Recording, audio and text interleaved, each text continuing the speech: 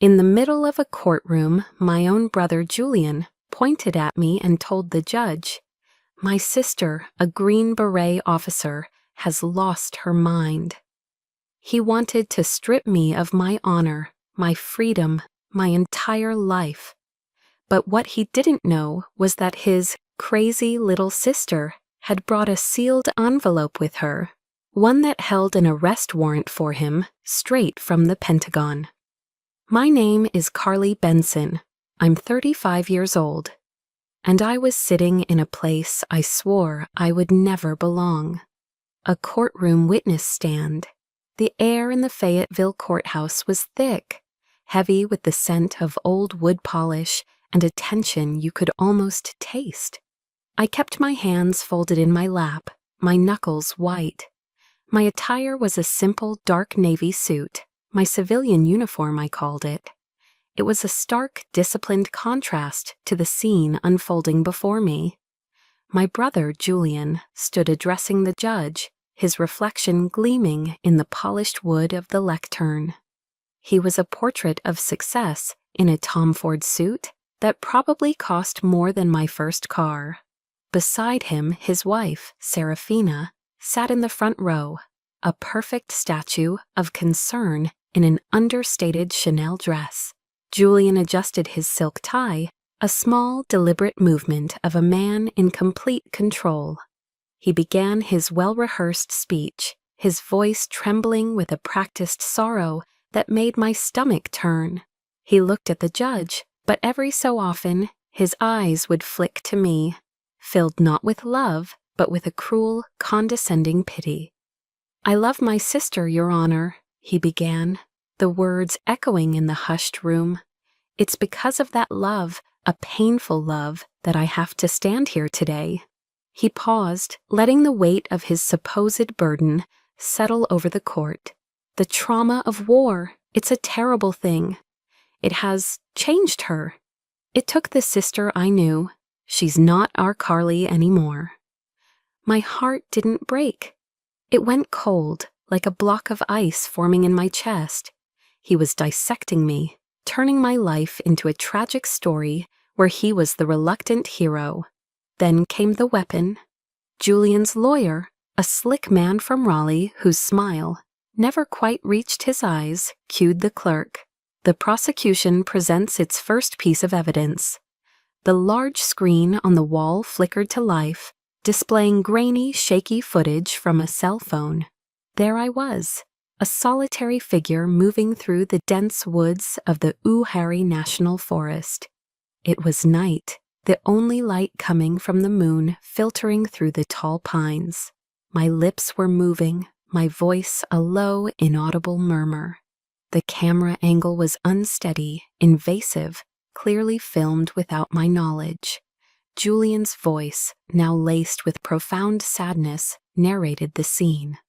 "She talks to herself, Your Honor. For hours, she wanders the woods at night.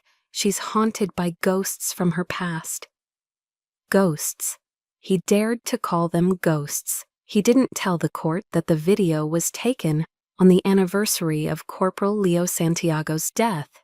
He didn't explain that I wasn't talking to myself. I was performing a sacred, personal ritual.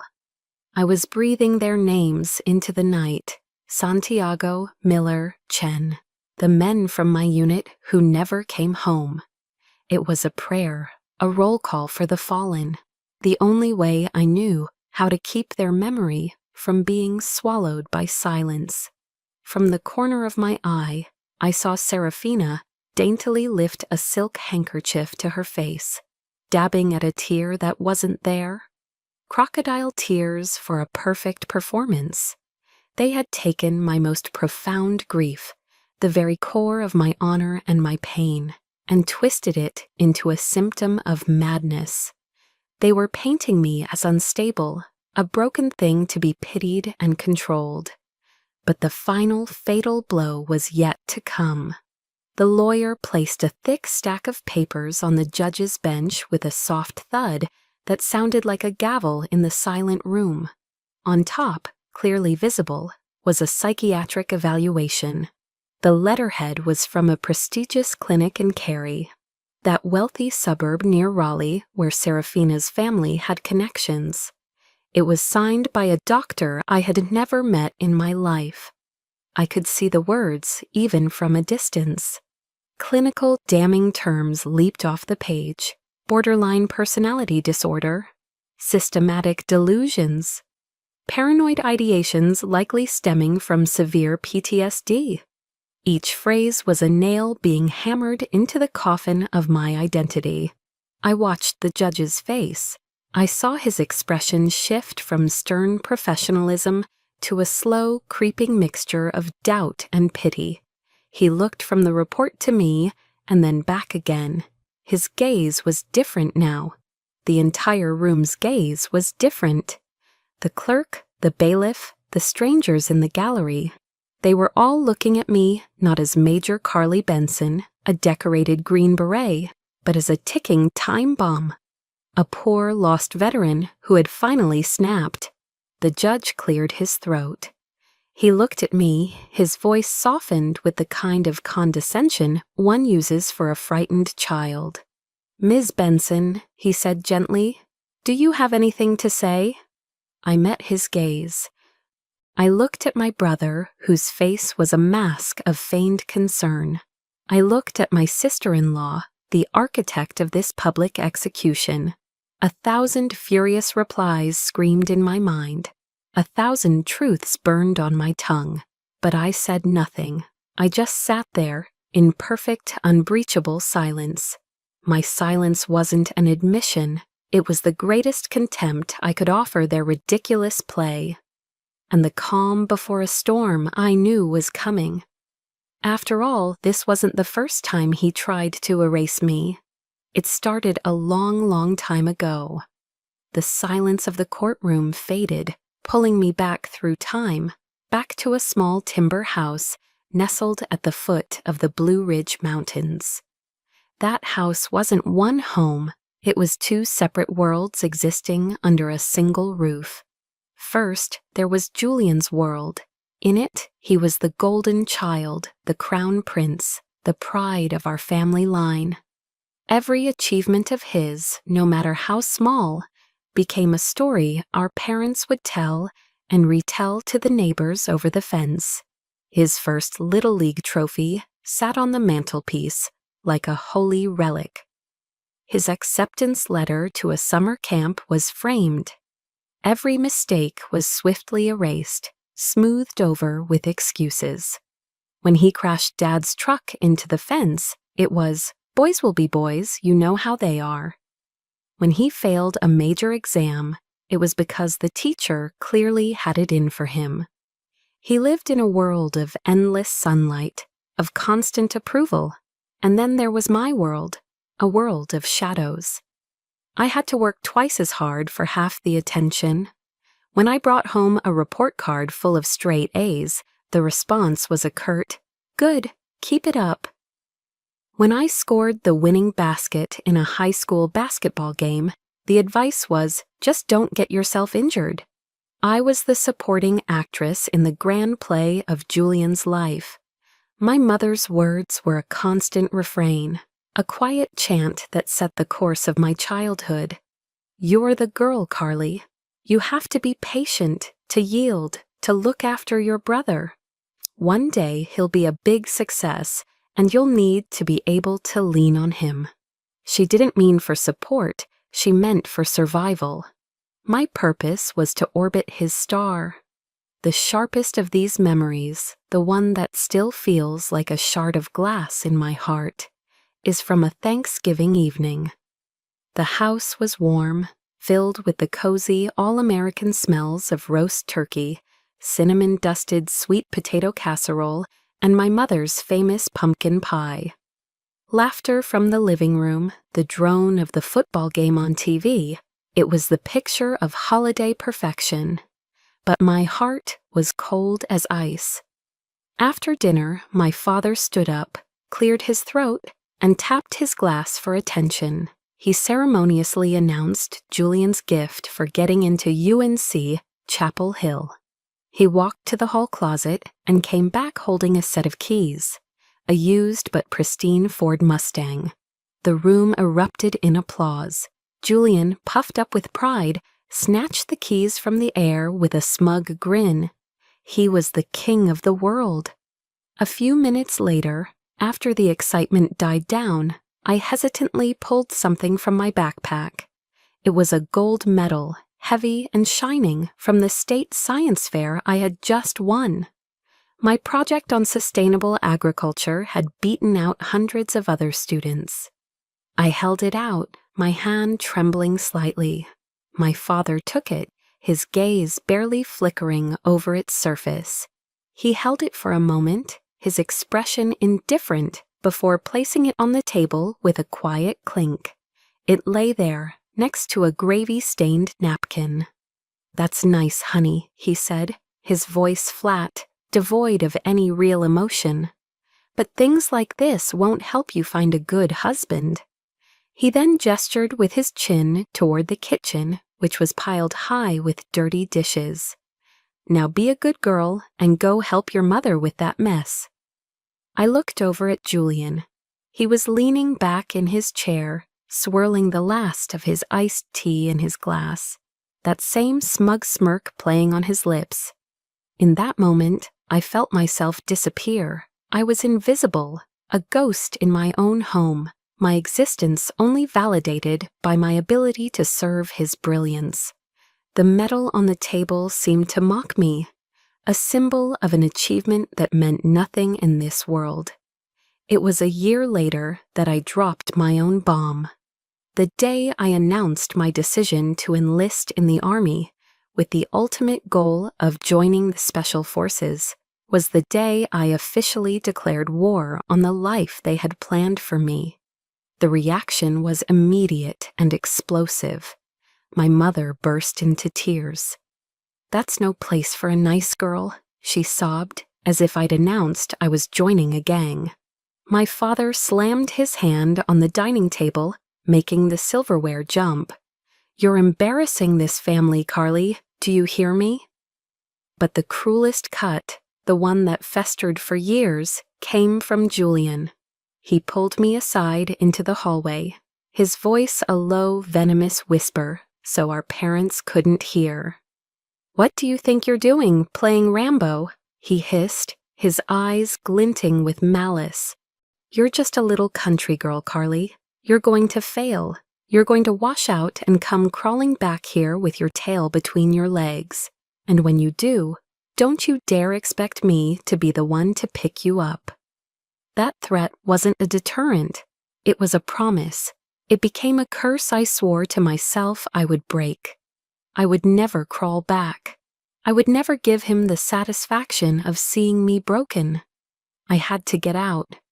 Not just from that house, but from the destiny they had written for me. But as I walked away, a question echoed in my mind. If family wasn't my place, then where in the world did I belong? My answer to that question wasn't found in a place of comfort. It was forged in hell. Specifically the hell known as Robin's Sage, the final grueling test for Special Forces candidates, set in the unforgiving wilderness of North Carolina. My new home was Fort Liberty, then known as Fort Bragg, a world away from my family's judgment. I was one of a handful of women in the program. That meant I carried the same 80-pound rucksack as men who were twice my size. It meant trudging for miles through dense, swampy forests in the dead of night, the humidity so thick it felt like breathing water. It meant learning to survive with nothing but a K-bar knife and whatever the earth begrudgingly offered. Every morning I'd wake up in my cot with a body that screamed in protest. Every muscle ached. My feet were a raw mess of blisters inside my damp boots, and my mind was worn down to a nub of pure, exhausted will. The instructors watched me with skeptical eyes, their expressions a constant challenge, as if they were just waiting for the moment I would finally break. And through it all, Julian's voice was a ghost that haunted me, whispering on the wind, "You're going to fail." The doubt from others was more direct.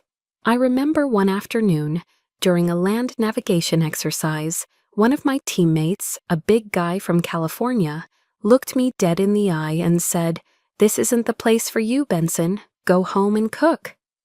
A fire ignited in my gut, but I didn't give him the satisfaction of a response. I didn't argue. I didn't defend myself.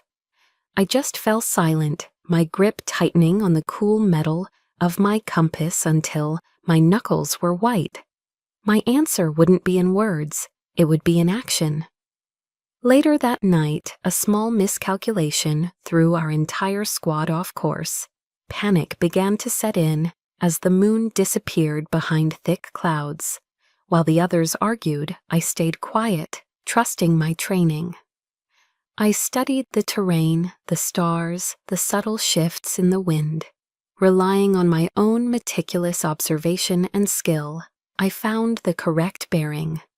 I led them back, navigating through the darkness, and we reached the rendezvous point safely just before dawn. I never said, "I told you so." I didn't have to. I just looked directly at the soldier who'd told me to go home. In his tired, dirt-streaked face, I saw it, a flicker of grudging respect. It was the first victory that was truly mine, one not with brute strength, but with quiet persistence and a mind that refused to quit. But even as I was forging a new version of myself, the ghost of my old life would find me. One evening, after a brutal 72-hour survival exercise without sleep, I stumbled back to my tent, covered head to toe in mud and grime. I felt a sudden, inexplicable urge to hear a familiar voice, so I scraped together what little energy I had and made a call home. My mother picked up. I told her, my voice raspy with exhaustion, that I had just passed one of the hardest tests of my life. But it was as if she didn't hear me. The words didn't register. Her concern was immediate, but misplaced. "Oh, honey, are you eating enough?" she asked, her voice filled with worry. "A girl can't look so thin and dark from the sun. Who would want you like that?" Before I could even process the sting of her words, she changed the subject entirely. "Oh, I have to tell you, Julian and Serafina just got back from a trip to the Caribbean. They had the most wonderful time. She looks so happy, Carly. I think she might have some good news for us soon." I stood there, holding the phone, the sounds of the base camp fading into a dull roar in my ears. I hung up, the emptiness a familiar ache in my chest. They lived in another world, a world where my life and death struggles were worth less than a luxury vacation, a world where my triumphs were invisible. I hung up, the emptiness a familiar ache in my chest. They lived in another world, but it was here, in the dirt and the exhaustion, that I learned I wasn't truly alone. It was in those years, in the sweat and the mud, that I found them, my real family. My family wasn't one of blood, it was one of choice, forged in the dust and danger of northern Syria, a bond sealed not by genetics, but by shared risk and mutual respect. This was the place where I finally understood what belonging felt like. I remember one particular night with a clarity that still brings a lump to my throat. I was at a dusty remote outpost, a collection of sandbags and makeshift buildings, under a vast star-filled sky. The air was still humming with the electric tension from a mortar attack earlier that day. The blast had rattled more than just the compound walls. It had shaken loose the nightmares from the IED explosion that had ended my field career and sent me to a desk. I was sitting alone in the makeshift mess hall, a tent with folding tables and the constant smell of diesel fuel. I was nursing a cup of lukewarm, gritty coffee, my hands still trembling slightly as I tried to will them to be steady. I was trying to hold myself together, piece by piece, fighting the invisible war inside my own head. That's when my commanding officer, Major Kalen Rourke, walked in. He was a quiet, solid man from the mountains of Colorado, with eyes that had seen too much but hadn't lost their kindness. He didn't ask if I was okay. He didn't offer any of the empty, well-meaning platitudes people use when they're faced with a pain they don't understand. He simply poured himself a cup of the same terrible coffee, pulled up a chair across from my table, and sat down. For a long moment, we sat in a shared, comfortable silence. Then he started telling me a ridiculously bad joke about the first time he went deep-sea fishing off the Outer Banks in North Carolina and ended up feeding the sharks his entire lunch. His delivery was deadpan, his timing was terrible, and the punchline was weak. It wasn't funny at all, but I felt the tight, cold knot in my chest begin to loosen, just a fraction. We sat there for nearly an hour, the silence between his rambling stories far more meaningful than any conversation could have been. In that quiet space, I felt something I had craved my entire life, a profound, unspoken understanding, a silent acceptance. I didn't have to perform. I didn't have to explain my ghosts. I was just allowed to be. That was the family I had found. It was a family that showed its love not through grand, hollow declarations, but through small, sacred acts of solidarity. My 33rd birthday found me at another barren, isolated base. I expected the day to pass like any other, marked only by the relentless sun and the fine, pervasive dust that got into everything. But that night, my team, my brothers, surprised me. They had scraped together flour and jam packets from their MREs, their military rations, and, with the ingenuity of soldiers, had created something that vaguely resembled a cake. For a candle, they'd stuck an empty .50 caliber bullet casing into the center of the lumpy, dense creation. They gathered around me in our tent, their faces lit by a single lantern, and launched into the most off-key, tone-deaf rendition of Happy Birthday I had ever heard. It was beautiful. Corporal Leo Santiago, the young, eternally optimistic kid from Texas with a heart as big as his home state, handed me his gift. It was a smooth, flat rock he'd picked up from the desert floor. "It kinda looks like North Carolina, ma'am," he'd said with a sheepish grin. I closed my hand around the cool stone. It was the most thoughtful, most meaningful birthday present I had ever received in my life. In that moment, surrounded by the constant threat of bombs and bullets, I knew I was home. These men didn't share my bloodline, but they held my heart. They saw me, not as a woman or an officer, but simply as one of their own. It was in the midst of this profound, healing warmth that a letter from Julian arrived, delivered through the military mail system. It felt like a discordant note in a perfect symphony. My heart leaped when I saw his familiar sloping handwriting on the envelope.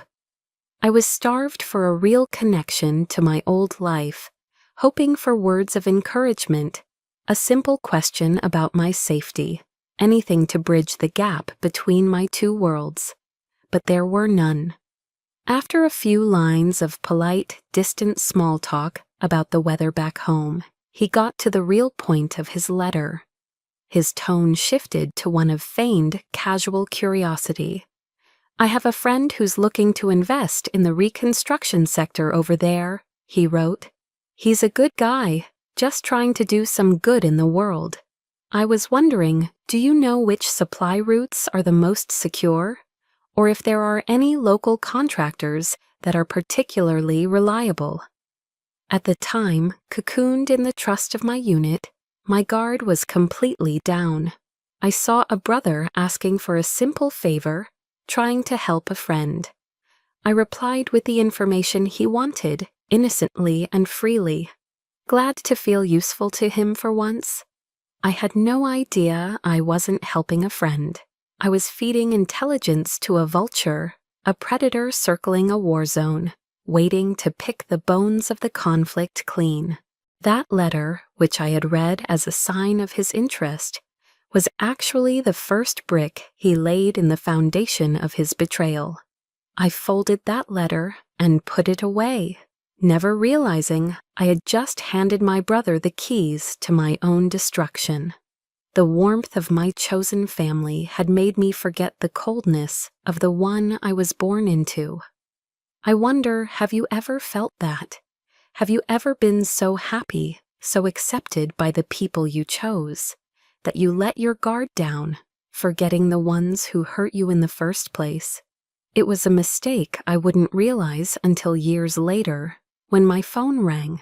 It was Serafina, her voice dripping with fake concern, telling me she was worried about my troubling state of mind and that she had found a specialist for me to talk to. After my medical discharge, I returned to Fayetteville, North Carolina. I came back with the scars you could see and the ones you couldn't. The first thing I did, before even fully unpacking, was drive to the old house, the one nestled at the foot of the Blue Ridge Mountains. I needed to stand on solid ground, on the one piece of earth that had always been my family's. But when I turned onto the familiar gravel road, my heart seized. Stuck into the front lawn, stark and clinical, was a red and white sold sign from a Raleigh real estate agency. A strange minivan was parked in the driveway, its back hatch open as a young family I'd never seen before unloaded boxes. The world tilted on its axis. My hands were shaking as I dialed Julian's number. He answered on the second ring, his voice infuriatingly casual. "Oh, that," he said when I asked him, my own voice trembling with disbelief. "Yeah, I forgot to tell you. You signed the power of attorney over to me when you were at Walter Reed. Don't you remember? You said you didn't want the burden of the house anymore." I froze. I knew, with a certainty that was bone deep, that I had never signed such a thing. But his voice, it was so calm, so certain. And my own memory, fractured and unreliable from the TBI, was a landscape of fog and shadows. The doctors had warned me about memory gaps. Julian knew that. He was using my own injury as a weapon against me, planting a terrible seed of doubt. Did I really forget? Could I have signed it in a moment of confusion and just lost it? He was making me question my own mind, and it was terrifying. A few weeks later, the next phase of their campaign began. Serafina called, her voice sweet as honey. She invited me to a charity tea at her country club in Chapel Hill. "It will be good for you, Carly," she cooed, "to get out, to start reintegrating into life again." Like a fool starved for any semblance of family connection, I agreed. I wore a simple dress, the nicest thing I owned, but I felt completely out of place the moment I walked in. I was a crow in a flock of peacocks, surrounded by a sea of pastel silk, gleaming diamonds, and the quiet hum of old money. Serafina immediately took my arm, parading me around her circle of wealthy friends. "Everyone, I'd like you to meet my sister-in-law, Carly," she announced, her smile dripping with manufactured sympathy. "She's just returned from her service. She's a true hero, but she's been through so much. We all need to be very patient and understanding with her." Her words hung in the air, coating me in a layer of pity. In front of everyone, she treated me like a fragile child, a wounded patient who needed special care. They looked at me with a mixture of morbid curiosity and condescending concern, as if I were an exhibit at a zoo. I wasn't a person to them, I was a project. Serafina's personal charity case, a way for her to showcase her own compassion and generosity. I stood there, smiling stiffly, feeling my skin crawl.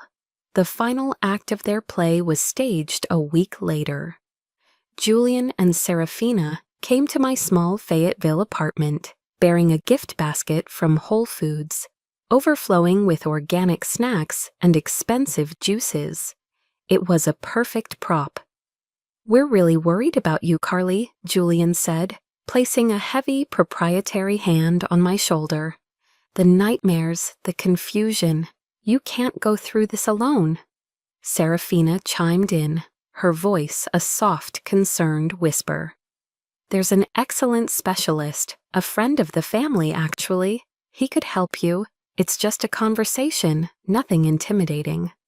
I was tired. I was lonely. And that seed of doubt Julian had planted about the house sale had taken root, making me question everything. Exhausted and vulnerable, I agreed. The meeting wasn't in a sterile clinic.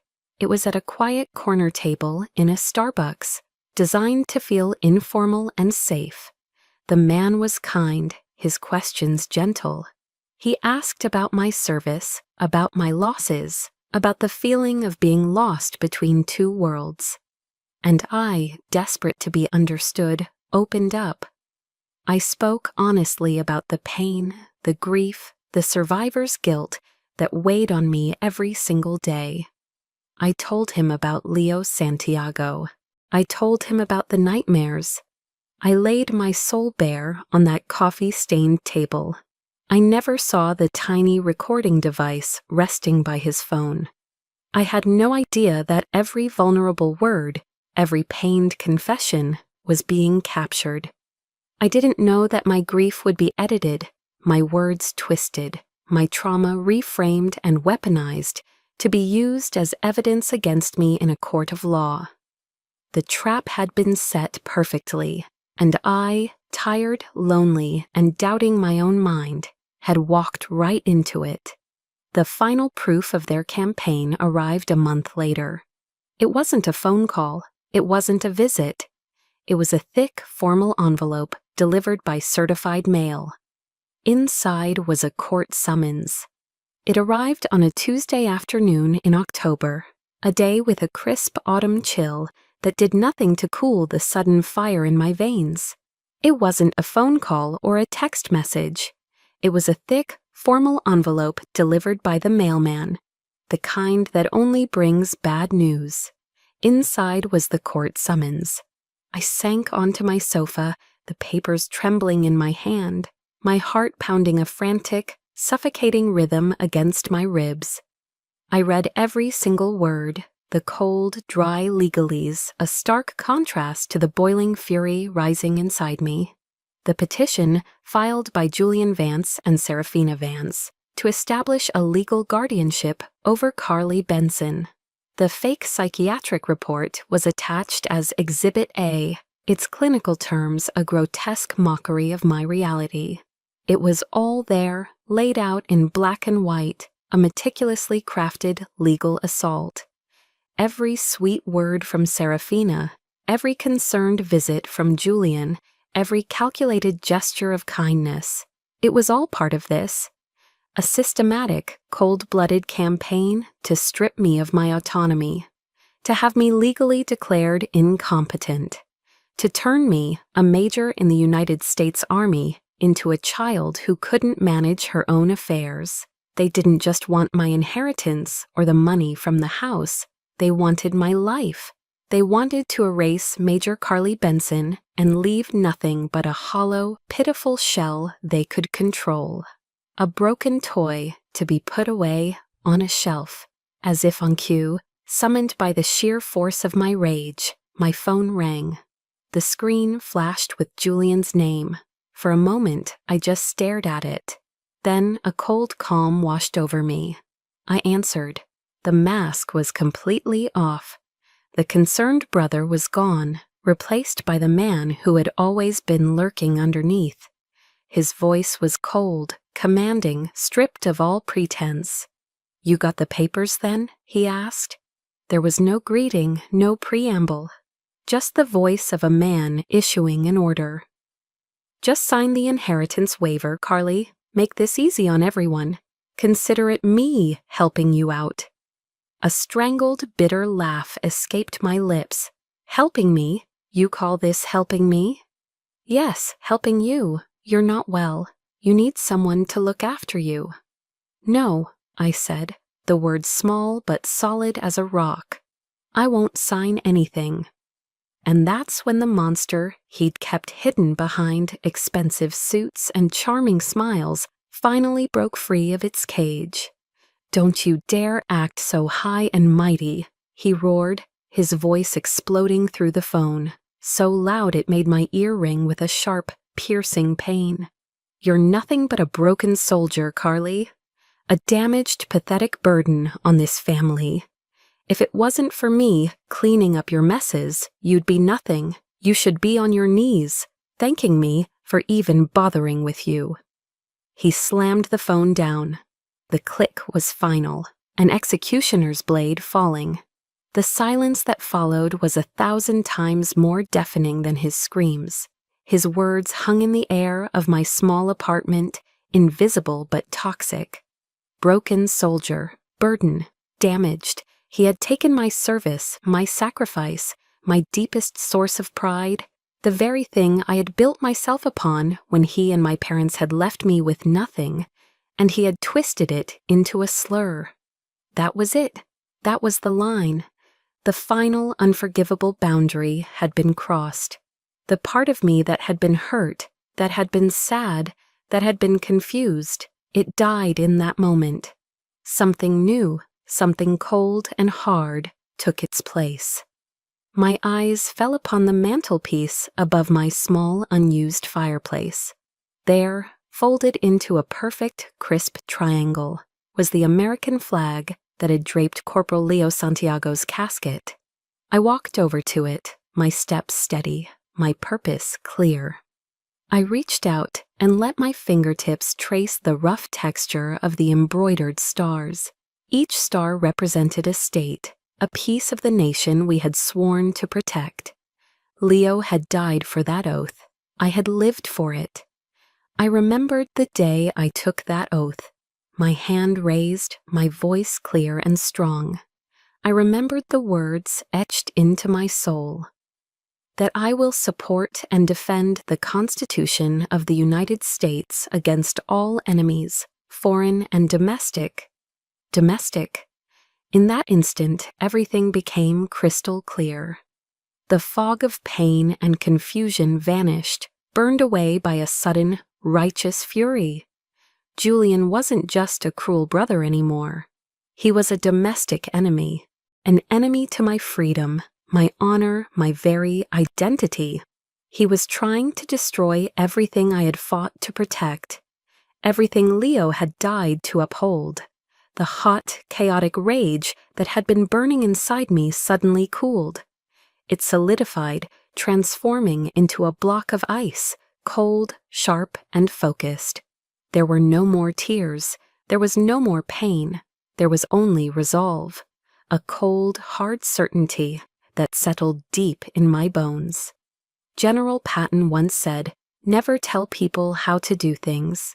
Tell them what to do, and they will surprise you with their ingenuity." I wasn't going to play their game anymore. I was going to write my own rules of engagement. I would not let him win. I pulled out my phone, my movements calm and deliberate. It was time to call my real family. I scrolled through my contacts, my finger hovering over the name. Colonel Anya Sharma. I would not be silent anymore. I would not let him win. This wasn't just my fight anymore. This was a mission. My call to Colonel Anya Sharma, stationed at SOCOM headquarters in Tampa, Florida, was not one of panic. The grief and rage had cooled into a laser-focused objective. I spoke to her the way I was trained to, delivering an intelligence report, clear, concise, and devoid of emotion. "Colonel, this is Major Benson," I began. "I have credible reason to believe that a U.S. citizen has gained unauthorized access to secure SOCOM systems, using my credentials to engage in defense contract fraud related to Operation Cerberus. This same subject is currently attempting to legally neutralize me through a petition of incompetence." There was a brief, crackling silence on the other end of the line. I could picture her in her office, her posture straight, her mind processing every word. Then her voice came back, solid and unwavering, without a hint of doubt. "I understand, Major. Send me everything you have through encrypted channels. Do not discuss this with anyone else. We'll handle it." "We'll handle it." Those 3 words were more powerful than any comforting phrase or expression of sympathy. The weight on my shoulders didn't vanish, but it shifted. I was no longer a lone, broken soldier. I was part of a unit again. I was no longer alone. My small Fayetteville apartment transformed into a tactical operations center. The curtains were drawn. My kitchen table became a landscape of laptops, documents, and half-empty cups of black coffee. Sleep was a luxury I couldn't afford. Adrenaline and caffeine were my fuel. With the remote support of a cyber forensics team that Major Rourke had assigned to me, I began the digital excavation of my brother's life. This was my new battlefield. I remembered a core principle of psychological operations, or SWIOT. The truth is the most effective weapon. I wasn't going to fight Julian with lies or tricks. I was going to dismantle his world with cold, hard, undeniable facts. The work was grueling. I spent hours tracing IP addresses, following digital breadcrumbs that led from my stolen credentials back to a server routed through 3 different countries, finally terminating at a laptop in a Raleigh high-rise. I cross-referenced flight manifests with login times. I painstakingly combed through Julian's social media, looking for any inconsistencies. I started digging into his finances, peeling back the layers of his carefully constructed empire. With the help of the forensics team, we unraveled a complex web of shell companies registered in Delaware, each one designed to launder money from fraudulent government contracts. Then I went through my own history, searching old emails, photos, anything that could connect the dots. The most painful discovery came late one night, my eyes burning from staring at the screen. A digital timestamp. Julian had accessed the secure military logistics system using my login details on a specific date, the 5th anniversary of our parents' death. I remembered that day. I had been stationed in Afghanistan. Overwhelmed with a wave of homesickness and grief, I had written him a long, heartfelt email, telling him how much I missed them, how lonely I felt so far from home. And while I was pouring my heart out to him, he was on the other side of the world, using my moment of vulnerability as a cover to commit his crimes. He was stealing from the same government I was serving, using my name as his key. The betrayal was so profound, so personal, it took my breath away. But I didn't cry. I just saved the access log as another piece of evidence. The final damning piece of the puzzle came from an unexpected source. A retired logistics sergeant who had served at a supply depot in Syria, a man I'd only known as Gunny, had contacted Major Rourke. He'd always felt that something was off about a particular shipping manifest from years ago, so he'd kept a personal copy. He emailed it to me. I opened the file. There it was, a shipping invoice with my forged signature at the bottom. It detailed a large shipment of critical medical supplies, including quick-clot combat gauze. A handwritten note in the margin, initialed by a subcontractor I now knew was one of Julian's shell companies, authorized a last-minute diversion of the cargo to a non-military drop point. My blood ran cold. I knew the date on that manifest.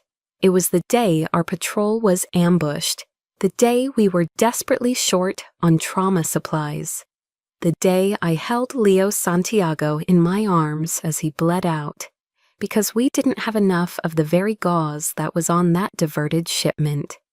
Everything clicked into place. The fraud, the lies, the stolen money. It all led back to this. It led back to the death of my brother in arms. My fight was no longer just for my name or my freedom. It was for Leo. I printed everything. The financial reports from the shell companies, the IP logs, the damning shipping manifest, the official letter from SOCOM, formally opening an investigation. Page after page, I stacked the evidence of Julian's treason on my table. I slid the entire stack into a thick brown manila envelope. I sealed it shut, pressing down firmly, then took a roll of red evidence tape and secured the flap. I ran my finger over the red tape sealing the thick manila envelope. Inside wasn't just paper. It was my 14 years of service. It was justice for the men who had fallen beside me. And it was the final, undeniable end to Julian's lies. We were back in the courtroom. The air was still, heavy with anticipation. After Julian's tearful performance, his slick Raleigh lawyer rose to his feet, a look of supreme confidence on his face. He smoothed his suit jacket and addressed the judge with the condescending tone of a man who believed he had already won. "Your Honor," he began, his voice oozing with false sympathy, "with this undeniable evidence of Ms. Benson's tragic decline, it's clear that my client has acted only out of profound love and concern. It is equally clear that Ms. Benson is not competent to represent herself or her own best interests." He paused for dramatic effect, letting his words hang in the air. "We therefore move for a summary judgment. Let's end this unnecessary suffering for her and for her loving family today." The judge, an older man with tired eyes, seemed convinced. He nodded slowly, his gaze softening with pity as he looked at me. He had bought their entire story. He turned his attention to me, his voice gentle, as if speaking to a confused child. "Ms. Benson," he said, leaning forward, "this is your last opportunity. Do you have any response to this motion?" The entire courtroom held its breath. All eyes were on me. They were expecting tears, a desperate plea, a frantic outburst, a final, complete collapse that would confirm their narrative. I looked at Julian and Serafina. They were watching me with the triumphant, predatory eyes of winners who had just cornered their prey. I didn't say a word. Instead, I calmly reached down and unlatched my leather briefcase. My movements were slow, deliberate, measured. I pulled out the thick brown manila envelope, its weight a comforting anchor in my hand. I placed it on the table in front of me and pushed it forward, sliding it across the polished wood toward the bailiff. "Your Honor," I said, my voice even and clear, cutting through the silence, "I would like to submit this into evidence." The judge frowned, a flicker of annoyance crossing his face. This was an unscheduled interruption to his tidy conclusion, but procedure was procedure. He sighed and took the envelope from the bailiff. He tore open the seal, his movements impatient. He pulled out the first document, a financial statement, and glanced at it, his expression unchanged. But then he flipped to the second page. His eyes widened. He saw the official seal of the United States Special Operations Command. His demeanor shifted instantly. The impatience vanished, replaced by a sudden, intense focus. He began to read faster. His fingers, which had been tapping idly on his desk, now trembled slightly as they turned the pages. I watched his face cycle through a storm of emotions, from annoyance to surprise, from surprise to shock, from shock to a dawning, horrified understanding.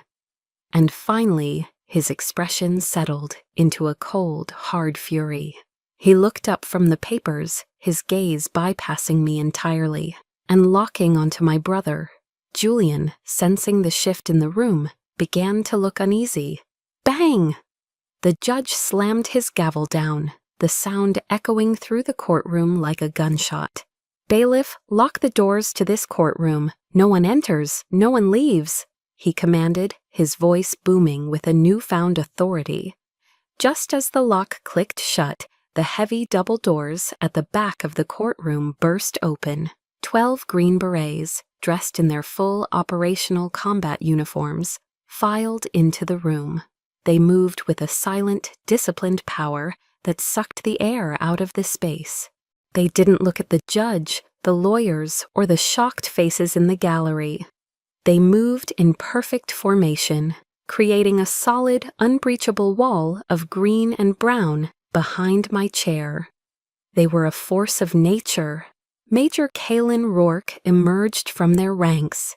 He strode to the front, gave a crisp salute to the judge, and then turned to face my brother. The atmosphere in the room had become electric, charged with a terrible, beautiful justice. Julian Vance, Major Rourke declared, his voice ringing with authority, resonating in every corner of the room. You are being detained pursuant to an investigation by the Department of Defense and the Federal Bureau of Investigation for violations of the False Claims Act, wire fraud, identity theft, and conspiracy to commit fraud against the United States. Julian's face went chalk white. The color drained from him as if a plug had been pulled. This is ridiculous, he stammered, looking wildly from Rourke to the judge. She's insane. She's making this all up. His words died in his throat. He had no more lines in this play. Serafina let out a small, strangled gasp, her silk handkerchief fluttering from her numb fingers to the floor. Her perfect, composed world had just been shattered into a million pieces. 2 military police officers, who had entered with the soldiers, stepped forward. One began reading Julian his Miranda rights in a calm, monotonous tone, while the other took his arm, turned him around, and snapped a pair of handcuffs onto his wrists. Click. The sharp, metallic sound cut through the stunned silence of the courtroom. It was cold. It was final. It was the sound of a trap snapping shut. The sound of justice. As they led him away, his expensive suit now looking like a cheap costume, his eyes met mine one last time. They were filled with a desperate, pleading confusion. He had never imagined a world where he wasn't the one in control. "The last time you called me your little sister, Julian," I said, my voice steady and clear, speaking for the first time since this all began. "You were lying then too." After Julian was led away in handcuffs, a stunned, deafening silence descended upon the courtroom. The drama was over. The performance had ended in a spectacular implosion. In the front row, Serafina had collapsed into her chair, no longer acting, her face a mask of raw, naked panic, as her perfect world crumbled. I didn't look at her. I didn't watch my brother's retreating back as he was escorted out, a cheap suit now his prison uniform. My mission was complete. I simply stood, turned to Major Rourke and the 12 silent soldiers, standing guard behind me, and gave them a single, grateful nod. Then I walked out of the courtroom alone, the heavy doors closing behind me with a soft, final thud. I didn't feel the exhilarating rush of victory I had expected. There was no elation, no triumphant joy. There was only a vast, hollow emptiness. It was the feeling every soldier knows, the profound, ringing quiet after the battle is won. Victory always smells a little like gunpowder and loss, and this one was no different. It was the cost of severing a part of myself, even if that part was poisoned. I didn't go home. I got in my car and just drove east, away from the courthouse, away from Fayetteville. I drove for hours, watching the landscape change from cityscapes to pine forests until the scent of pine needles finally gave way to the sharp, clean smell of salt and sea. I ended up in Emerald Isle, a familiar stretch of the North Carolina coast. I took off my shoes and sat on the cool, damp sand, watching the relentless rhythm of the waves crashing onto the shore, one after another, as if trying to wash the world clean. I let the sound fill the emptiness inside me. A week later, a thick manila envelope arrived from my lawyer. Inside were the official documents transferring the deed of my parents' house back into my name. Tucked alongside the legal papers was another, smaller envelope made of expensive, cream-colored stationery. The handwriting was elegant and looping.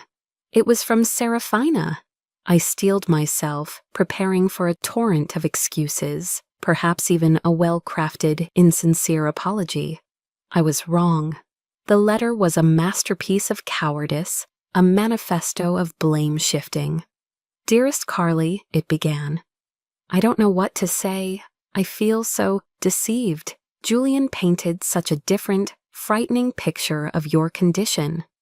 As his wife, I felt it was my duty to protect our family from what he told me was an inevitable ruin. He manipulated me just as he manipulated you." She took no responsibility, not for the lies, not for the humiliation at the tea party, not for the role she had played with such perfection. The final sentence was the pinnacle of her shamelessness. "I hope that one day you can find it in your heart to forgive your brother for his shortcomings." I finished reading and felt nothing. The anger I expected didn't come. The rage was gone, burned out. All I felt was a cold, clinical pity for a woman so dedicated to her own victimhood. I slowly crumpled the thick, expensive paper in my fist, the sharp edges digging into my palm until it was a tight ball. Then I walked to the kitchen and dropped it into the trash. The final loose end presented itself a few days after. I returned from a quiet ceremony at the Pentagon, where I was formally decorated for my contributions. My phone rang, displaying an unknown number. I almost ignored it, but some instinct made me answer. It was Serafina. Her voice was thick with manufactured sobs, a performance I now recognized all too well. "Carly, please," she wept. "I need to talk to you. For the children, they ask about their uncle. Julian made a terrible mistake, but he's your brother." I let her speak, letting the torrent of excuses and pleas wash over me without effect. Her words were just noise now, the meaningless static of a dead channel. When she finally paused to take a breath, her sobs subsiding, I spoke. I took a deep, steadying breath, my voice calm and clear, free of anger or malice. It was the voice of a commander making a final, unappealable decision. "Serafina," I said, "you are no longer a part of my family. Do not ever call me again." I hung up before she could respond and immediately blocked her number. This wasn't an act of hatred, it was an act of self-preservation. In the quiet days following the trial, I had started reading. I found the work of Brené Brown, who wrote about vulnerability, courage, and the power of owning your own story. She wrote that true courage wasn't about being fearless, it was about facing the truth of your story. My story with Julian and Serafina was one of pain and betrayal, and it was over. I couldn't write a new chapter for my life if I kept rereading the old ones. It was time to close that book, permanently. The old house was mine again, the deed sitting on my coffee table, a silent testament to the battle I had won. The house had returned, but the family hadn't. And as I looked out at the quiet street, at the setting sun casting long shadows on the lawn where a sold sign once stood, I realized Maybe I never really had a family in that way at all. And maybe, just maybe, that was okay. With the settlement money from the lawsuit, I could have bought a luxury condo in Raleigh, a place with skyline views and concierge service. I could have moved anywhere, started a new life, and left North Carolina and all its ghosts behind me. Instead, I went home. I went back to the plot of land at the foot of the Blue Ridge Mountains. But I didn't rebuild the old house. Its foundation was tainted with too many painful memories. I tore it all down and started from scratch. I built something new. I built the Overwatch Outpost. It wasn't a single house, but a series of simple, cozy timber cabins, with wide porches and large windows that looked out onto the majestic, rolling peaks of the mountains. There were no rigid rules here, no mandatory therapy sessions or clinical evaluations. There was just fresh mountain air, hot coffee always brewing, and comfortable armchairs placed around a large stone fireplace. The silence was respected, a shared understanding among people who knew that sometimes the most healing thing is to not have to speak at all. It was designed to be a safe haven for veterans, a place where they could come to take off their armor for a little while without fear of judgment, a place to breathe. Every day, I worked on that land. I learned to plant a garden, to mend a fence, to stack firewood for the winter. My hands became calloused and dirty with the soil of my home, but for the first time in my life, my soul felt clean. The scientists call it post-traumatic growth. It's the idea that the struggle with adversity can lead to a profound positive transformation. I was living proof. My scars were no longer just marks of pain, they were a map that led me here. It was from a small, soundproofed room in the main cabin that I started my late-night podcast. I called it The Watch. For the first broadcast, I had no script, no notes. I just sat in front of the microphone and spoke from the heart. I talked about what it feels like to be told your pain isn't real. I talked about being called crazy, about the weaponization of a diagnosis, and about using silence as a shield for survival. If you're out there listening tonight, I said, my voice low and steady, if you have ever been told that what you carry inside you is an illusion, that your memories are a fabrication, that your grief is an overreaction, I want you to know this.